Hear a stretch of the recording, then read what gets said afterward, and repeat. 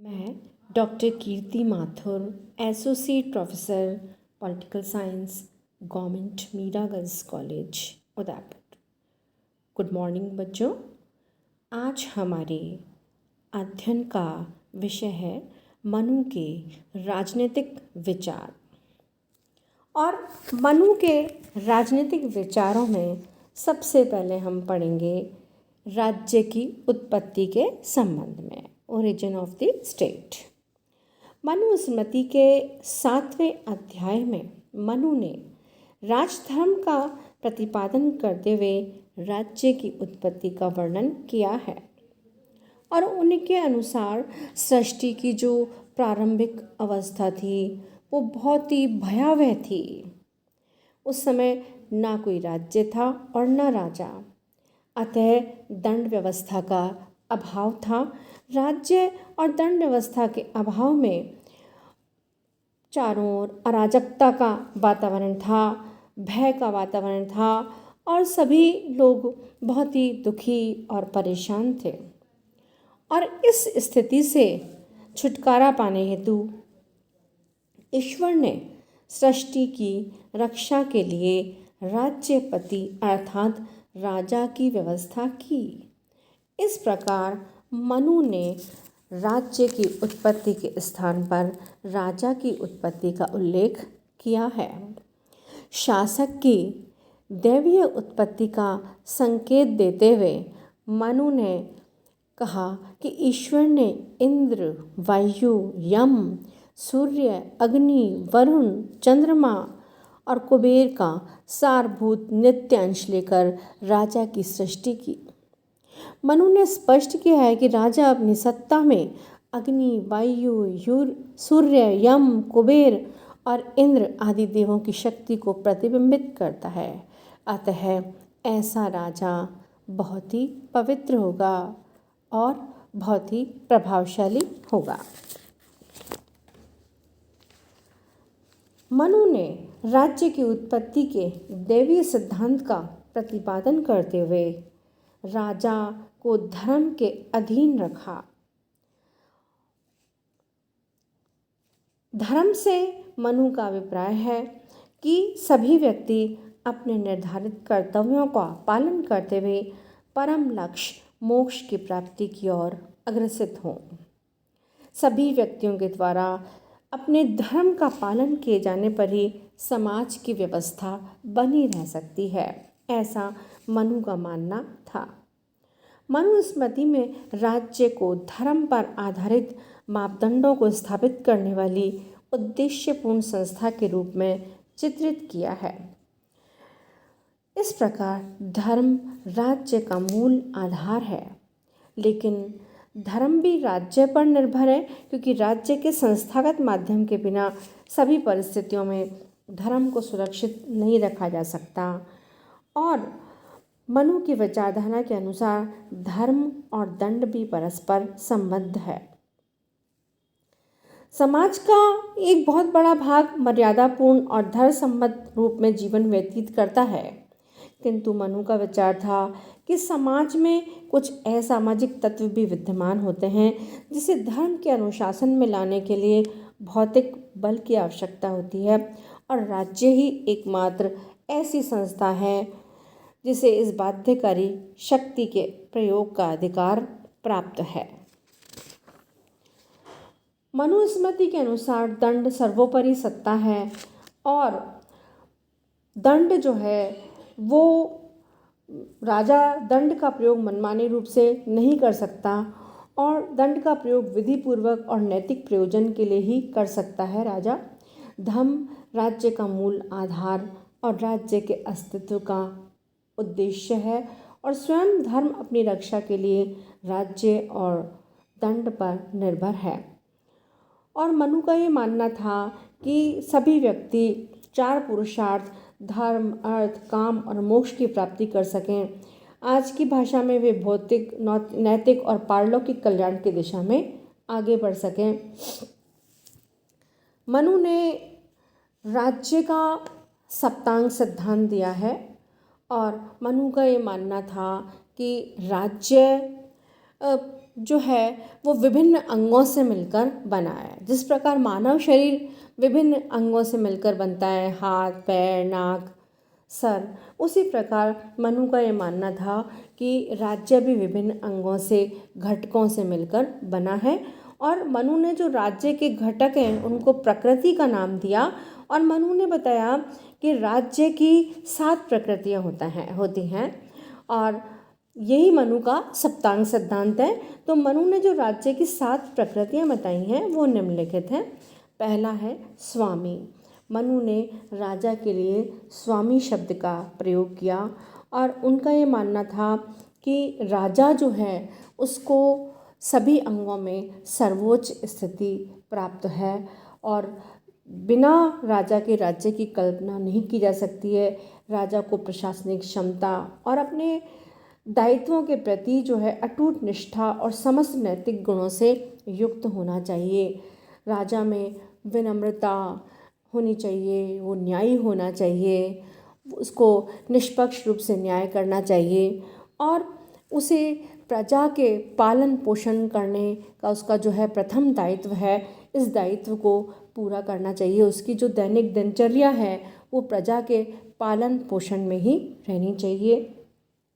उसे बाह्य आक्रमणों से रक्षा करनी चाहिए। नेक्स्ट जो अंग बताया दूसरा, मंत्री। मनु का ये मानना था कि कुशल मंत्रियों के बिना राज्य का संचालन नहीं हो सकता। जो राजकीय कार्य है वो राजा अकेले नहीं कर सकता है, अतः राजकीय कार्य में सलाह हेतु मंत्रियों की आवश्यकता है। और मनु ने अपने राजा को परामर्श दिया कि योग्य मंत्रियों का चयन किया जाना चाहिए, कुशलता योग्यता के आधार पर मंत्रियों का चयन किया जाए। राज्य का तीसरा अंग बताया मनु ने, पुर। पुर का अभिप्राय है किला, परकोटा या राजधानी। और मनु ने माना कि पुर जो है पूर्णतः सुरक्षित होना चाहिए, उसमें उचित रूप से सब सैन्य सामग्री जो भी आवश्यकता अपने देश की रक्षा के लिए जरूरी है वो सब होना चाहिए और सैनिकों के भरण पोषण के लिए भी जो सामग्री चाहिए वो सब उसमें उपलब्ध रहनी चाहिए। और उन्होंने दुर्ग के भी कई प्रकार बताए हैं, जैसे धानवंत दुर्ग, मही दुर्ग, जल दुर्ग, वृक्ष दुर्ग, मनुष्य दुर्ग, गिरि दुर्ग। राज्य का उन्होंने चौथा अंग बताया, राज्य या राष्ट्र। राज्य की प्रकृति के रूप में यहाँ राज्य का अभिप्राय है जनपद से है, मतलब यहाँ राज्य शब्द का अभिप्राय है राज्य की भूमि और उसमें निवास करने वाली जनता। उन्होंने बताया कि राज्य की जो भूमि है वो उपजाऊ होनी चाहिए, उसमें नदियाँ, तालाब और होने चाहिए और उसमें तरह तरह के जो आवश्यक पशु पक्षी हैं, खाने, ये सब होने चाहिए। इसी प्रकार उन्होंने बताया कि जो जनता है राज्य में निवास करने वाली वो भी चरित्रवान होनी चाहिए। राज्य का पांचवा अंग उन्होंने बताया, कोष। कोष जो है वो मनु के अनुसार राज्य का बहुत आवश्यक अंग है, क्योंकि बिना धन के कोई भी राजकीय कार्य संभव नहीं है। नेक्स्ट बताया दंड। छठा अंग बताया दंड। दंड का अभिप्राय है सेना से। मनु ने ये माना कि जो सेना है वो बहुत शक्तिशाली सेना होनी चाहिए ताकि राज्य की सुरक्षा संभव हो सके। और उन्होंने सेना के भी कई सारे प्रकार बताए, अंग बताए, जैसे हस्ती सेना, रथ सेना, अश्व सेना, जल सेना और पैदल सेना। और राज्य का सातवां अंग बताया मित्र। मित्र का अभिप्राय अंतर्राष्ट्रीय राजनीति में यह है कि अपने उद्देश्यों की पूर्ति और राज्य की सुरक्षा की दृष्टि से अन्य राष्ट्रों से मैत्रीपूर्ण संबंध बनाए रखे जाने चाहिए। अब हम पढ़ेंगे राजा के कार्य कि मनु ने राजा के क्या कार्य बताए। तो मनु स्मृति में राज्य के कुछ कार्यों का उल्लेख किया है और उसमें सबसे पहला कार्य है प्रजा की रक्षा करना। प्रजारक्षण का जो दायित्व है वो मनुस्मृति में इतना महत्वपूर्ण माना गया है कि प्रजा की रक्षा को राजा के अस्तित्व की रक्षा हेतु भी अनिवार्य माना है, क्योंकि प्रजा की रक्षा को ही राज्य की उत्पत्ति का मूल आधार स्वीकार किया है। और मनु का ये मानना है कि दंड के माध्यम से शक्तिशाली व्यक्तियों को निर्बल व्यक्तियों पर अत्याचार करने से रोका जा सकता है और चोरी डकैती जो भी असामाजिक तत्व हैं उनको समाप्त किया जाए। बाह्य आक्रमणों से इस तरह से बाह्य आक्रमणों से भी रक्षा की जाए और बाहरी आक्रमणों में जो है युद्ध को संभवतः ये कोशिश करनी चाहिए कि युद्ध की संभावना कम से कम रहे। इसी तरह दूसरा उन्होंने कार्य बताया लोक कल्याण या जन कल्याण।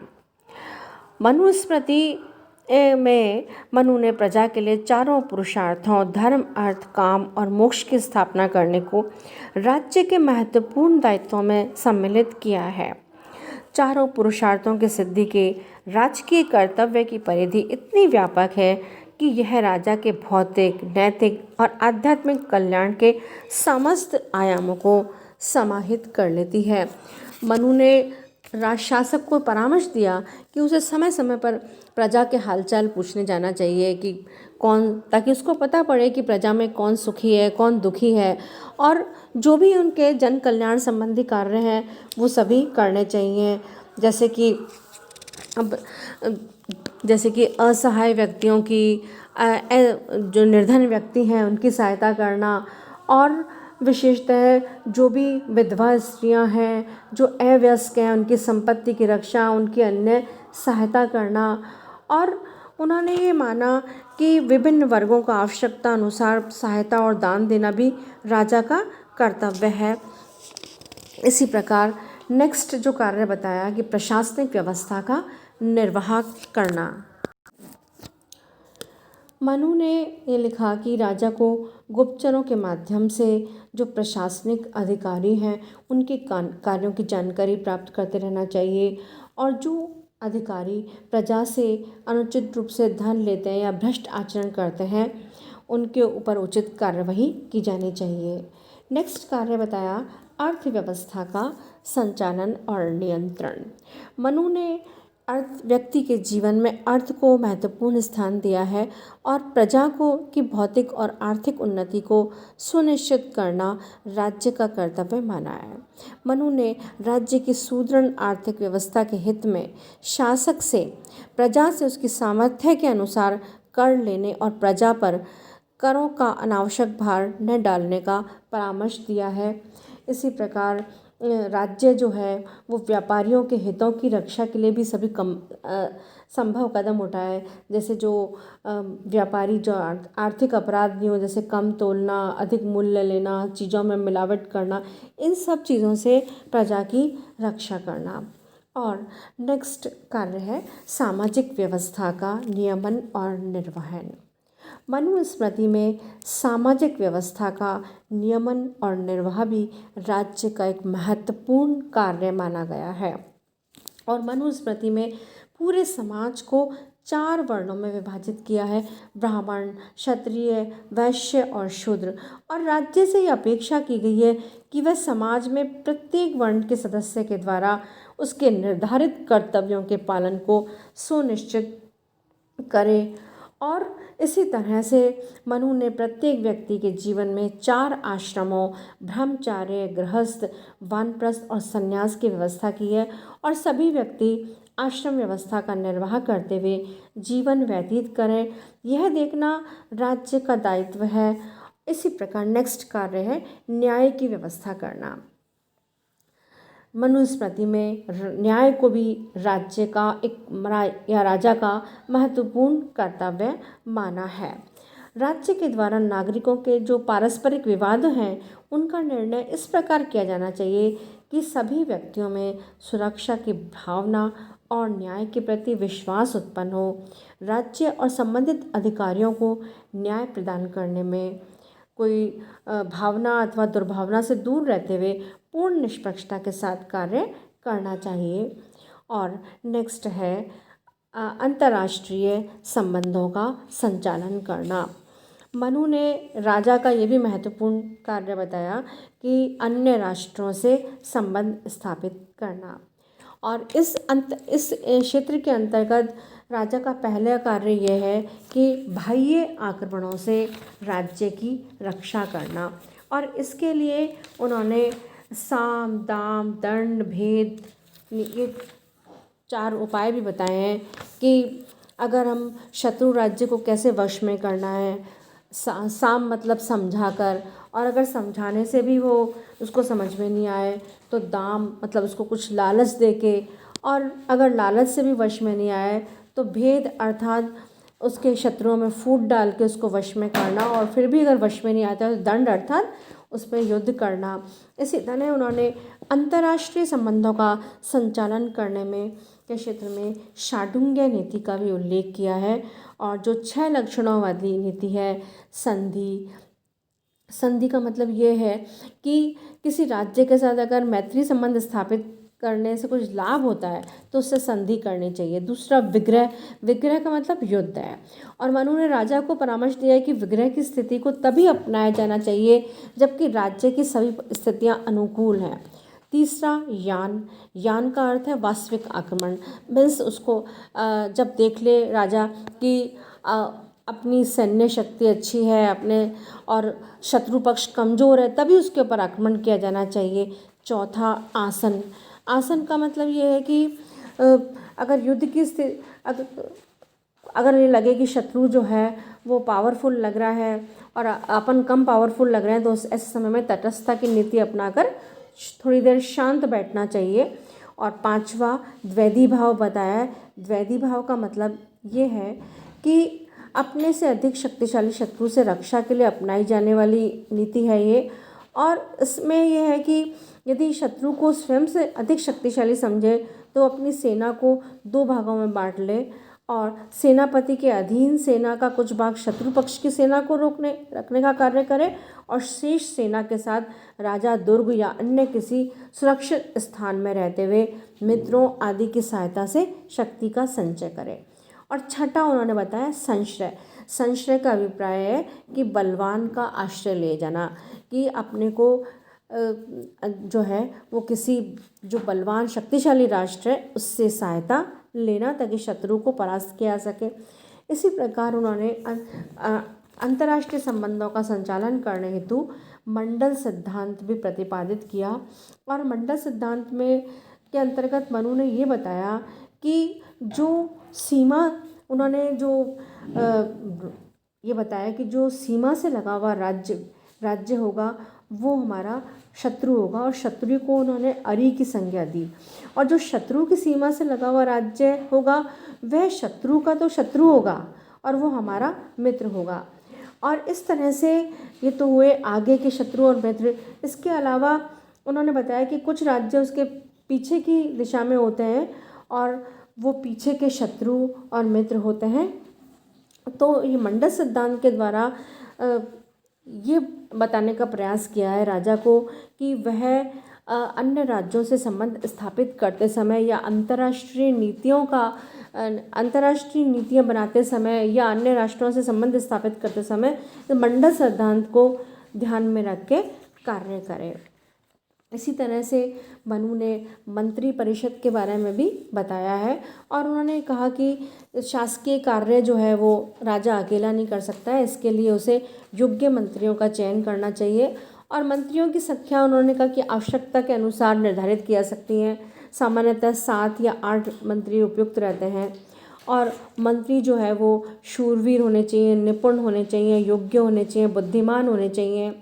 और उन्होंने बताया कि शूद्र को मंत्री पद पर नियुक्त न किया जाए। और इसी तरह से उन्होंने मंत्रियों के द्वारा विभिन्न कार्यों के लिए जो उत्तरदायी अध्यक्षों, समस्त अधिकारियों और कर्मचारियों के कार्यों का निरीक्षण किया जाना चाहिए और उन पर नियंत्रण रखा जाना चाहिए। मंत्रियों के द्वारा आंतरिक व्यवस्था, अंतर्राष्ट्रीय संबंध और सभी बातों के संबंध में राजा को परामर्श दिया जाना चाहिए। इसी तरह प्रशासनिक व्यवस्था के बारे में भी मनु ने बताया है। मनु ने कहा है कि उन्होंने मनुस्मृति में लिखा कि शासकीय कार्य करने के लिए, राजकीय कार्य करने के लिए कुछ प्रशासनिक अधिकारियों की भी आवश्यकता होती है, और ये राजा प्रजा के प्रति अपने दायित्वों को पूरा कर सके, इसके लिए मनु सुसंगठित और सक्षम प्रशासनिक व्यवस्था को आवश्यक मानता है, और विभिन्न प्रशासनिक दायित्वों के निर्वाह हेतु राजा के द्वारा योग्य व्यक्तियों को अधिकारी और कर्मचारी पद पर नियुक्त किया जाना चाहिए। राजा को सुनिश्चित करना चाहिए कि राज्य कर्मचारी प्रजा के प्रति अपने दायित्वों को, अपने कर्तव्यों को निष्ठापूर्वक पालन कर रहा है या नहीं, और इसके लिए राजा को कुछ गुप्तचरों के माध्यम से भी इन अधिकारियों के कार्यों की जानकारी लेनी चाहिए। इसी प्रकार मनु ने दंड और कानून और न्याय व्यवस्था के बारे में भी बताया है। मनु ने ये माना कि राज्य के अस्तित्व को बनाए रखने के लिए दंड के सिद्धांत को बहुत महत्व दिया है। भारतीय साहित्य में व्यक्त दंड संबंधी इन विचारों को ही संप्रभुता की धारणा का आधार कहा जा सकता है। और दंड की महत्ता इसलिए है कि दंड सभी व्यक्तियों का रक्षक है, यह सर्वोच्च और सर्वशक्तिमान है। और मनु का ये मानना था कि दंड ही संपूर्ण सामाजिक व्यवस्था की रक्षा देखभाल कर सकता है, दंड ही राज्य की संपत्ति की रक्षा और वृद्धि कर सकता है। अतः मनु ने दंड को बहुत महत्व दिया है, लेकिन मनु ने ये कहा कि दंड राजा जो है सर्वोच्च है, राजा द्वारा व्यक्तिगत रूप में दंड का पालन नहीं किया जाए तो उसका विनाश निश्चित है। और उन्होंने ये कहा कि दंड की शक्ति का प्रयोग बहुत सोच समझ कर किया जाना चाहिए। दंड का प्रयोग सार्वजनिक कल्याण के लिए होना चाहिए। दंड की शक्ति का प्रयोग करने वाले अधिकारियों के कार्यों पर राजा के द्वारा नियंत्रण होना चाहिए, ताकि उस दंड शक्ति का दुरुपयोग ना हो सके। और दंड की व्यवस्था करना जो है वो राजा का सर्वोच्च कर्तव्य है। इसी प्रकार उन्होंने कानून और न्याय व्यवस्था को भी आवश्यक माना है। कानून निर्माण के लिए उन्होंने एक विधायिका का सुझाव दिया है, जिससे उसने परिषद का नाम दिया। और मनु की परिषद के संबंध में मनु ने बताया कि विधायिका या परिषद के सदस्यों की संख्या 10 होनी चाहिए, किंतु रचना का आधार बौद्धिक योग्यता रहे, ना कि संख्या इससे कम हो तो भी चलेगी। और कानून निर्माण के लिए एक परिषद की व्यवस्था के अतिरिक्त जनता अपनी संघीय संस्थाओं के द्वारा स्वयं अपने नियम बनाने हेतु स्वतंत्र थी। कुल, जाति, श्रेणी और जनपद इसी प्रकार की संघीय संस्थाएं थी। इन स्वायत्त संस्थाओं द्वारा निर्मित नियमों पर राजा अपनी स्वीकृति की छाप लगाता और उनका पालन कराता था। मनुस्मृति में न्याय व्यवस्था का भी वर्णन किया है, और मनु के अनुसार 2 प्रकार के विवाद होते हैं। एक तो हिंसा के कारण उत्पन्न विवाद, और देने योग्य भूमि या धन न देने से उत्पन्न विवाद।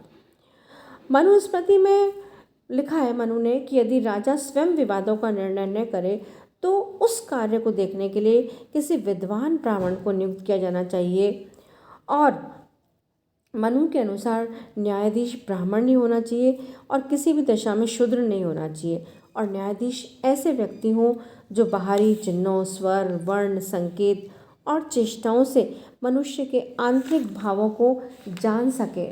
और मनुस्मृति में प्रमाणों को भी उन्होंने 2 भागों में विभक्त किया है, मानुष प्रमाण और दिव्य प्रमाण। और उन्होंने कहा है कि मानुष प्रमाण 3 प्रकार के होते हैं, लिखित युक्ति और साक्षी। मनु के अनुसार न्यायाधीशों द्वारा लिखित प्रमाणों को अधिक महत्व दिया जाना चाहिए, और जो बलपूर्वक लिखाए गए लेखों को अमान्य कर देना चाहिए, और साक्ष्य प्रमाण में आंखों देखे हाल पर विश्वास किया जाना चाहिए, और साक्ष्य के पूर्व शपथ का भी विधान रखा जाना चाहिए, ताकि जो गलत साक्ष्य दे रहे हैं, गलत गवाही दे रहे हैं, ऐसे लोगों को दंड दिया जाना चाहिए। और मनु ने ये कहा कि दंड की जो व्यवस्था है वो अपराध के अनुपात में होनी चाहिए। पुरुषों की अपेक्षा स्त्रियों को दंड कम दिया जाना चाहिए। इसी तरह से शेष वर्णों की अपेक्षा ब्राह्मण को दंड कम दिया जाना चाहिए। और उन्होंने दंड के भी कई प्रकार बताए, जैसे वाग्दंड मतलब समझाना बुझाना, घिक दंड किसी की बत्सरना करना, धन दंड जुर्माना लेना, काम दंड बगदंड मतलब शारीरिक यातना देना, प्राण दंड देना, कारागार दंड मतलब जेल में डालना, जाति बहिष्कार, प्रायश्चित दंड, संपत्ति हरण दंड, निर्वासन दंड, मनु के द्वारा राजा को भी दंड से मुक्ति प्रदान नहीं की गई है।